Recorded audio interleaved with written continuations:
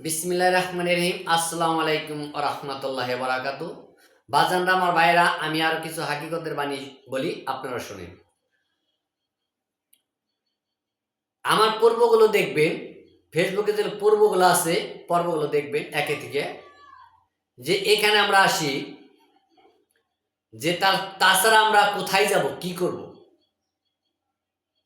এই যে যে দেশে ইউটিউব, ফেসবুকে যা পাইতাছি, সকল ব্যবসা বাণিজ্য আরম্ভ করছে। আচ্ছা বাজানরা আমার, এই পবিত্র কোরআন শরীফ কখনো মিথ্যা কথা বলে না। কোরআন শরীফে যা আছে এটাই সত্য। কোরআন শরীফের কোনো জায়গায় লেখা নাই আপনি মাওলানা না হয়ে মৃত্যুবরণ করেন না, পীর সাহেব না হয়ে মৃত্যুবরণ করেন না, আপনি একজন পীর না হয়ে মৃত্যুবরণ করেন না, আপনি একজন বয়াতি না হয়ে মৃত্যুবরণ করেন না। কোরআন শরীফের সূরা বাকারা 132 নম্বর আয়াত খুলে দেখেন, একজন মুসলমান না হইয়া মৃত্যুবরণ করিও না। এখন এই মুসলমান কি? যার ভিতরে হাকিকত নাই, সত্য নাই, যে মুমিন নাই, সে আবার কিসের মুসলমান?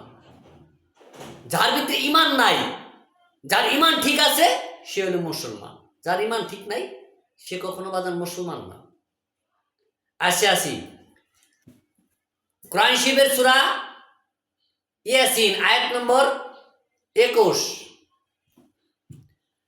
আল্লাহ পাক বলেছে, তুমি ওই সকল লোককে স্মরণ করো, ওই সকল লোকের পথে চলো এবং তাহার কথা মানো এবং তাকে অনুসরণ করো। কোন লোক? যে লোক পয়সার বিনিময়ে কোনো কিছু শিক্ষা দিতেছে না, পয়সার বিনিময়ে সে কিছুই করতেছে না, শুধু সে ইসলামের জন্য এবং মানুষের ভালোর জন্য মানুষকে শিক্ষা দিতেছে। তো আল্লাহ কোরআন শরীফের সূরা ইয়াসিন 21 নম্বর আয়াতে বলছে, তুমি ওই সকল লোককে স্মরণ করো।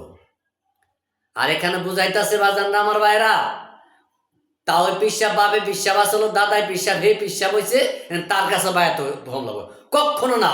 এই পবিত্র কোরআন শরীফ তা বলে নাই।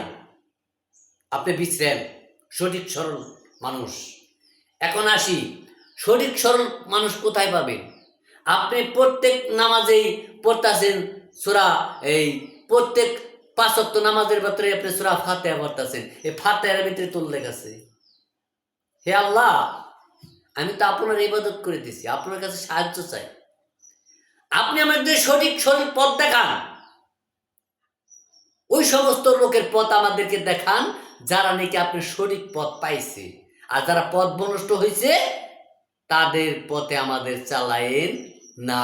এখন এই প্রার্থনা করবেন কার কাছে? আমার মাওলার কাছে, কোনো পীর সাহেবের কাছে না, কোনো মাওলানার কাছে না, কোনো কারো কাছে না। আপনি আমার মাওলানার কাছে না, মুন্সির কাছে না, আমার মাওলার কাছে ফরিয়াদ করবেন, আমার মাওলার কাছে অজুহাত জানাবেন। আমার মাওলা আপনাকে সঠিক পথ দেখাবে। বাচ্চানরা, আপনার ভাইরা, এই পয়সার বিনিময়ে যে লোক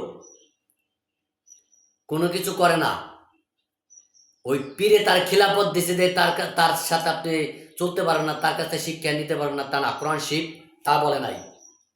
দেখবেন আপনি বিশ্রাবেন সেই পয়সায় আসলে সে ইসলামী লোক কিনা, এই ইসলাম সম্বন্ধে জ্ঞান আছে কিনা, তার কোরআন সম্বন্ধে জ্ঞান আছে কিনা, হাদিস সম্বন্ধে জ্ঞান আছে কিনা, সে কি আসলে কি বায়াত মানে কিনা, এবং সে রোজা নামাজ করে কিনা, এবং পয়সার বিনিময়ে সে এগুলা করে কিনা। তাই ওই সকল লোকেকে আপনি তার হাতে আপনি তার কাছে যায় আপনি বায়াত গ্রহণ করতে পারেন। বায়াত অর্থ এই নিয়ে যে হাতে হাত দিয়ে ভক্তিটা পড়ে গেল না, বায়াত না, কখনো না। বায়াত অর্থ হলে কোরআন শরীফ আসছেন একজন শিক্ষক, শায়েখ, কোরআন শরীফ আসছেন শায়েখ। শায়েখ অর্থ শিক্ষক, উস্তাদ, জ্ঞানীজন। আপনি কি করতে?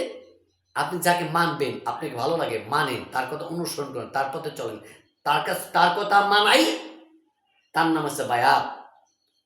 বাজার নামার ভাইয়েরা, আপনারা কেন পথভ্রষ্ট হবেন? এই পবিত্র কোরআন শরীফ থাকতে আপনার পবিত্র কোরআন শরীফ ধরে রাখেন, তাই আপনার সঠিক পথ পেয়ে যাবেন।